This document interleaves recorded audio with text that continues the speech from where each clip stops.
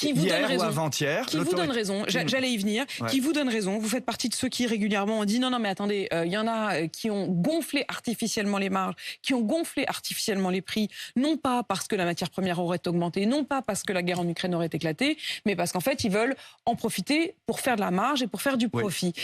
Bruno Le Maire avait lancé une enquête de Bercy qui a dit non, pas tant que ça, personne franchement ne profite de la crise.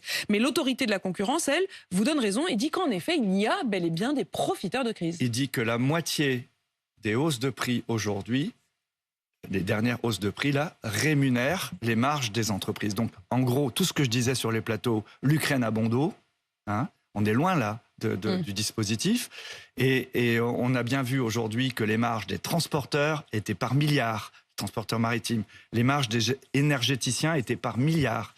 Les marges des céréaliers, on a un grand trust céréalier en France qui s'appelle Dreyfus, c'est plusieurs milliards de profits et pas de ristourne pour les éleveurs. Hein, et donc, on voit bien aujourd'hui que... Je cite le président de l'autorité de la concurrence, il s'appelle Benoît Cœuré, et il a écrit chez nos confrères du Parisien, je le cite, « Nous avons un certain nombre d'indices très clairs, et même plus que des indices, des faits, qui montrent que la persistance de l'inflation est en partie due au profit excessif des entreprises. » Mais pas de vous. Non. Quand on dit des entreprises, on ne doit pas entendre la grande distribution, un peu quand même. Si on met tous les profits de la distribution en déduction du prix, on passe de 17% de hausse cette année à 15% de hausse. Donc, ce n'est pas les profits. Et en plus, on chinte l'intéressement et la participation des salariés. Donc, il y a que 2% qui serait même pas, la grande distribution. Même pas. Donc, tout le reste, c'est l'industrie agroalimentaire. Vous voyez bien, dans la distribution, ce qui arrive à Casino, les difficultés d'Auchan, les difficultés dans le secteur du textile. Vous voyez bien que la distribution n'est pas celle qui se porte le mieux sur le marché français après 3 ans de Covid. Mais pour revenir au sujet, donc, cette inflation, aujourd'hui, on pourrait la casser. C'est l'objectif de Bruno Le Maire. C'est l'objectif des 5 ou 6 enseignes de distribution qui se battent bien. Faut savoir qu'on a quand même gagné 2 à 3 points d'inflation grâce à la concurrence dans toutes les villes de France où il y a un Leclerc et un Intermarché, un Leclerc et un Système U, un Leclerc et un Carrefour. Les prix sont les moins chers. À chaque fois, on se bat bien.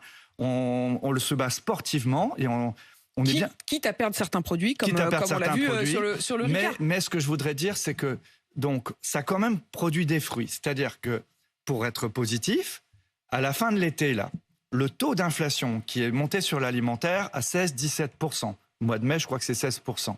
Il continue encore d'augmenter, mais à partir de juillet-août, le taux d'inflation va redescendre. Attention.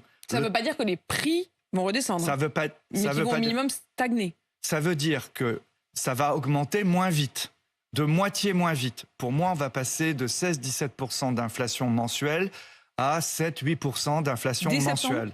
Oui, ça va descendre très vite. Dès vite. septembre, on repasse à 7-6. Et vous savez pourquoi ? C'est parce qu'en France, on négocie tous les ans, le vrai cadre de négociation, et donc le rendez-vous, c'est décembre. S'ils partent de trop haut, alors là, les industriels ne seront pas référencés du tout. Hein, je vous repose la question, Michel-Édouard Leclerc. Si on revient au propos de Bruno Le Maire, il disait également, donc il y aurait la liste donnée par les industriels, on a bien compris que certains industriels ont promis qu'ils se remettraient à la table, mais que vous les attendez encore. Oui. Vous leur donnez quoi, jusqu'au 14 juillet ? Sur les 75 fournisseurs, il y en a 65 qui n'ont pas répondu et 15 qui nous proposent des hausses. Donc on n'est pas dans le... mais donc ça n'a rien à voir, pardon, mais je ne comprends pas.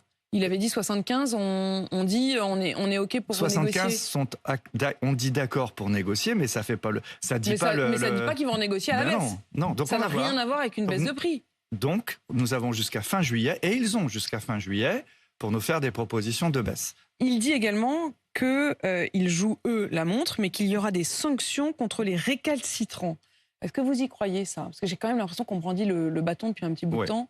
Ouais, non, ça, j'y crois pas trop. Non. Il n'y aura pas de sanctions. Bercy ne va pas sanctionner les groupes industriels qui ne jouent pas le jeu.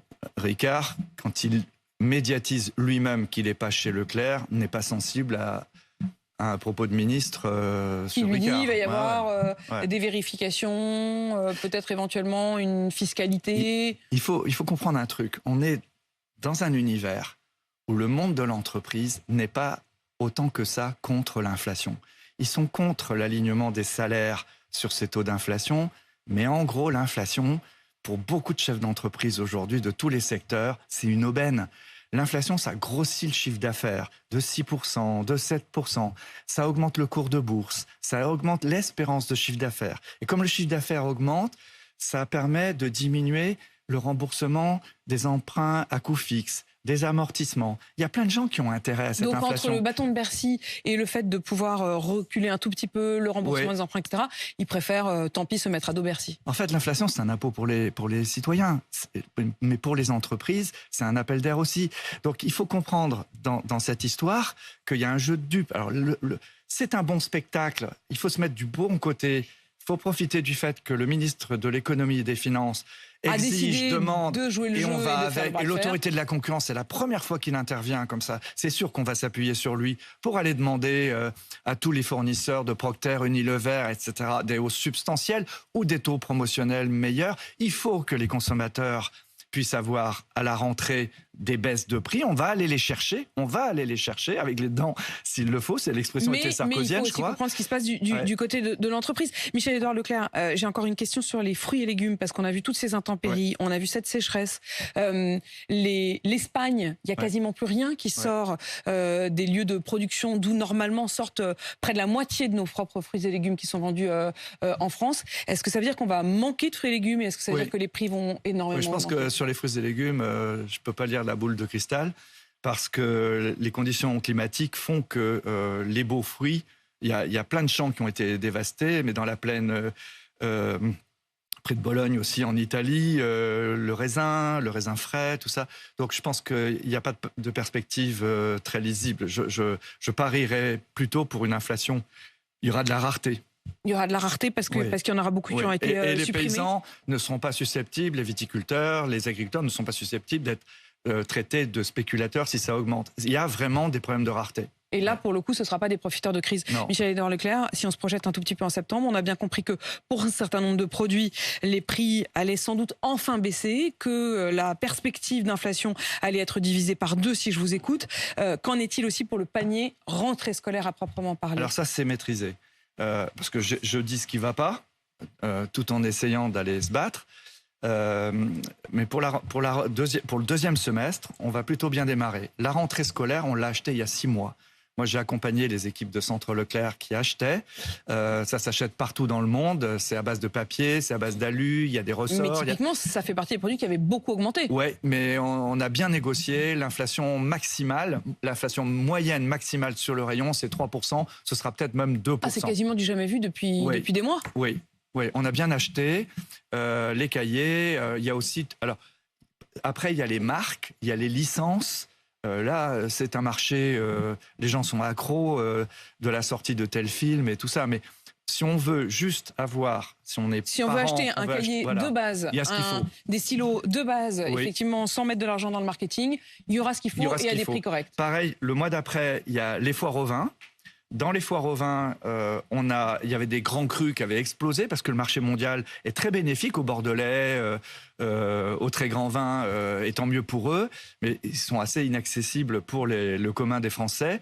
Par contre, on a tous travaillé dans les enseignes de distribution, et moi je suis très proche des Leclerc qui travaillent sur le vin. Simplement, moi je recrache pas, j'adore boire. Autant le Ricard, on a compris que c'était pas tellement la tasse de thé, mais... Et là aussi, sur les foires au vin, il y a des belles affaires, il y a des vins de pays, il y a des vins d'entrée de gamme. On peut commencer à se dire qu'à l'automne, les Français vont souffler. Et les jouets, je vous le dis aussi, alors c'est on va déjà jusqu'à Noël. Ah bah oui, parce enfin, il est 8h53, vous m'en parlerez une autre fois de Noël. Mais il faut les acheter maintenant. Okay. Il faut les acheter maintenant, pas pour faire du business, mais parce que le prix des transports a été cassé quand on les a fait venir.